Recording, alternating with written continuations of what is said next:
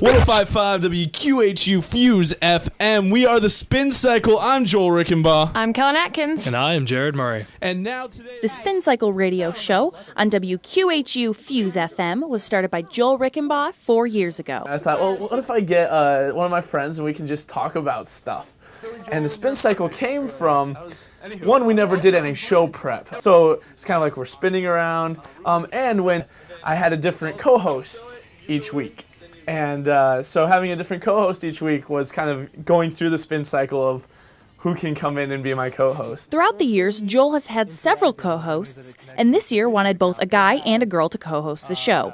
Joel asked his friend Jared Murray to help co-host and searched for a girl to join them. What girl could stand her ground to Jared and me? Because Jared and I are both very strong personalities. One day somebody said, "What do you think about Kellen Atkins?"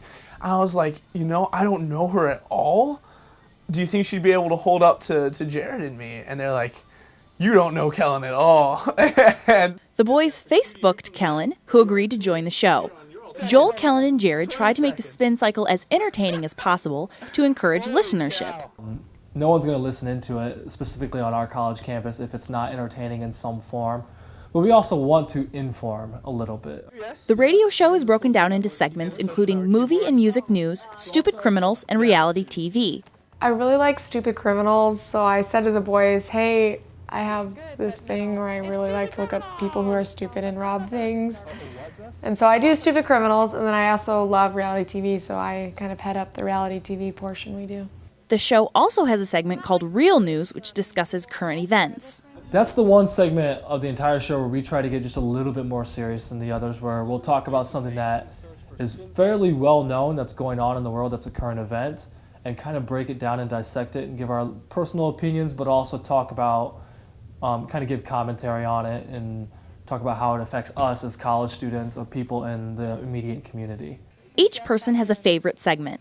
I really like reality TV, mostly because the boys don't watch reality TV, so it's like me trying to bring my love of reality TV to two guys who could care less about who got kicked off Dancing with the Stars. Each week, they research websites and other sites to gather information they can use to talk about on the show. The prep that I do, the research that I do is for movie and music news. So I go through and search a lot of my favorite music sites and entertainment sites. It's a lot of just surfing the web and finding what's interesting and what's pertinent to your listener. Jared and Kellen email the stories they've chosen to Joel, who types them out. Then, on Wednesday, they meet an hour prior to the show, which starts at 5 p.m., to organize the stories they will talk about on air, which can be a challenge. We're all a little bit scatterbrained, you could say. We're all a little bit all over the place, so sometimes it's hard to focus and be like, all right, guys, what are we going to do? With 3 different people and 3 different personalities, each person brings something different to the show. Joel has his role is to control the show. Kellen's is to kind of bring the meat, and I think mine is pretty much just to be dumb. I'm the fall guy. Joel brings prior experience. Joel obviously is the one who knows the most about radio and knows what he's doing and knows what sounds good and what works and what doesn't. Kellen brings the stories. Kellen, she, like I said earlier, she brings the meat to the show. She has 2 different segments that she does with reality TV and then stupid criminals. And without those little segments, I don't think we would have very much entertainment on the show. And Jared brings the brains.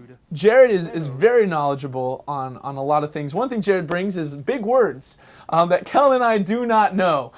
So many times when Jared will pop out a big word, Kellen and I will just look at each other and go, as he keeps talking. We have no idea what that means. The Spin Cycle uses social media as an outlet to keep their listeners involved. A lot of that comes through social media, through Facebook and Twitter. We each have our own accounts on Facebook and Twitter, and then we have the Spin Cycle account on Facebook and Twitter, and we each can control that. So we're constantly updating our statuses saying, hey, we've got a show tonight, listen in, answer our questions of the week. We'll be putting that on Twitter, telling our friends and family. With only one show left, Joel, Kellen, and Jared have all really enjoyed the experience. It's been a big blast, a lot of fun to do. One of the highlights of my week. So knowing that that's coming to an end and that it's probably not going to carry on next year with new cast members, that's going to stink. Well, I've been really blessed to be able to do this over the years, and it's been a lot of fun. That's going to do it for us, actually, here at the Spin Cycle. I'm Joel Rickenbaugh. I'm Kellen Atkins. And I am Jared Murray. Make sure you tune in next week. Until then, make sure you also... Oh, And one more thing. I am awesome. I am great. I am better than the boys. Yep, that's it.